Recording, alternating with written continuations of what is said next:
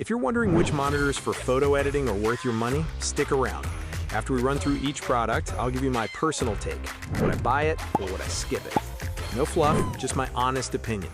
Let's get into it. Asus ProArt PA27JCV. This thing packs a 5K resolution so dense you couldn't find a pixel with a microscope, making your photos look smoother than a fresh jar of peanut butter. But, and it's a big but, the matte screen coating can look like someone sneezed Vaseline all over it, and the brightness isn't perfectly even across the display. Would I buy it? Maybe, if I can get over the fact it looks like it has a permanent Instagram filter on the screen itself. BenQ PD3225U. Here we have a fantastic 32-inch 4K screen that gives you deep, inky blacks that are impressive for a non-OLED, and it plays nice with MacBooks without demanding an Apple-sized payment.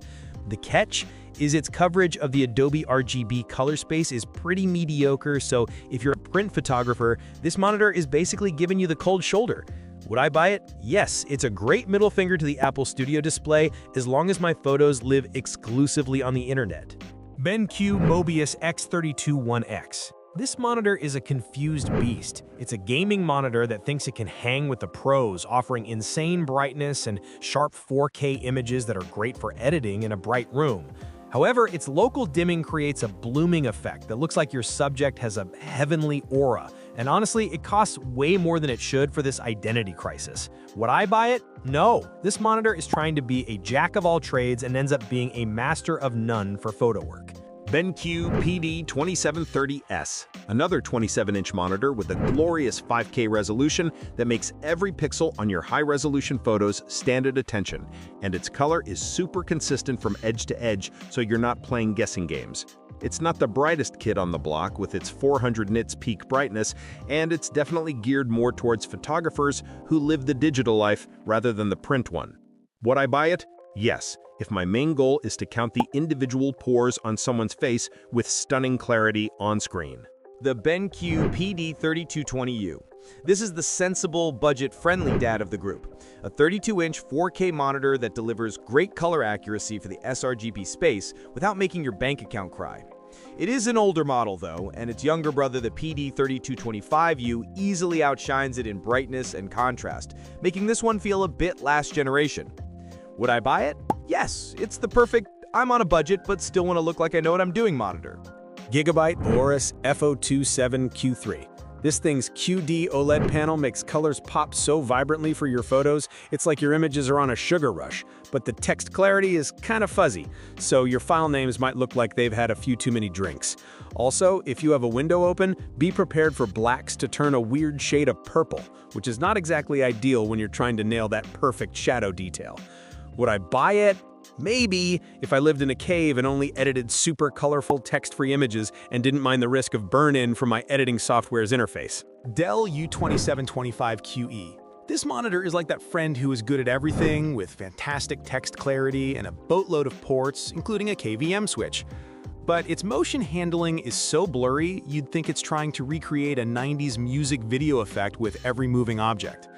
It boasts about its HDR capabilities, but the highlights are about as poppy as a flat soda, and the local dimming is just terrible, lighting up huge zones for no good reason. Would I buy it? No, because while it's great for office work, its disappointing white balance before calibration and bad motion handling make it a liability for serious photo or video editing. ISO ColorEdge CG2700X. If you're the type of person who uses a ruler to make sure your posters are straight, this monitor's insane color accuracy and built-in calibrator will make your heart sing. But its design is so bland and blocky, it looks like a piece of office equipment from a bygone era. It's incredibly sharp and clear, making your images look amazing, but be prepared to pay a premium for that perfection, because this thing is pricey. Would I buy it? Yes, if I was a professional who demanded perfect color and had a trust fund to burn, because you can be absolutely confident in your edits with this beast. Dell U4025QW. This beast of an ultra-wide gives you so much screen real estate you could probably sublet part of it, and its 5K 2K resolution is a dream for viewing high-res photos, but it struggles in bright rooms like a vampire in the sun. While the IPS black panel delivers deep blacks, fast-moving objects can look a bit blurry, and the local dimming feature is pretty much useless. Would I buy it?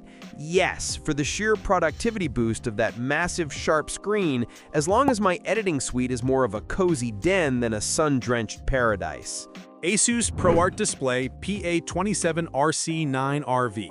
This monitor comes factory calibrated with a dedicated sRGB mode that's impressively accurate right out of the box, but it locks you out of adjusting the brightness, so I hope you enjoy editing in a dim setting. While it has great color for the price and a sharp 4K picture, the moment you switch to a customizable mode, that perfect accuracy goes right out the window unless you calibrate it yourself. Would I buy it? Maybe. It's a fantastic budget option for creators, but being stuck with low brightness in the most accurate mode is a bit like being given a sports car that you can only drive in first gear. LG 45GX950A-B. This thing is a 45-inch OLED beast with a wild 5K 2K resolution, giving you insane detail and perfect inky blacks for your photos. And the sRGB mode is impressively accurate right out of the box. However, the screen curve is so aggressive, you'll feel like you're editing photos inside a fishbowl, and with the risk of permanent burn-in from your editing software's static menus, you might be sweating every time you leave Photoshop open for more than 5 minutes. Would I buy it? Maybe, if I wanted a monitor that doubles as an immersive gaming rig and didn't mind the anxiety of babying an OLED panel for work. Apple Studio Display. The 5K resolution is so sharp and the color accuracy is so good that your photos will look incredible. Plus, the seamless integration with a Mac is a godsend for a simple, clean setup. But honestly, Apple is trolling us by charging over $1,500 for a display with no high dynamic range and then making you pay extra for a stand that can, go up and down, a feature that comes standard on monitors a quarter of the price. Would I buy it? No, because I'm not lighting my money on fire for a monitor that lacks basic features and costs more than my first car just for the pretty logo on the back. Dell S2725QS. This is the no-nonsense hero we need. A 27-inch 4K monitor with fantastic color accuracy and sharp visuals that doesn't require you to sell a kidney to afford it. On the flip side, the built-in speakers are genuinely awful, and trying to pivot this thing to a vertical orientation is so clunky it feels like you're solving a Rubik's Cube made of cheap plastic. Would I buy it? Yes, without a doubt. It's the perfect sweet spot, delivering pro-level 4K resolution and color for photo editing without any of the drama or insane costs of the others. Dell Alienware AW3423DWF. This QD OLED monitor will make your photos look absolutely stunning with its perfect black levels and vibrant, popping colors that are ridiculously accurate straight from the factory. But that gorgeous screen comes with the constant fear of burn-in from static interface elements, and there's some distracting color fringing around text that might drive you nuts during long editing sessions. Would I buy it? Maybe. Because while photo and video editing on an OLED is an incredible experience, the risk of burn-in and text clarity issues make it a risky choice for a dedicated work machine. LG 49GR85DC-B. This absolute unit of a monitor gives you so much screen real estate, you can practically see your entire photo editing timeline from birth to death. And its Adobe RGB coverage is pretty decent for your professional-looking cat photos. But honestly, the text is so blurry, I feel like I need glasses. And the local dimming is so bad, it creates more blooming than a botanical garden in spring, which is just a nightmare for dark scenes. Would I buy it?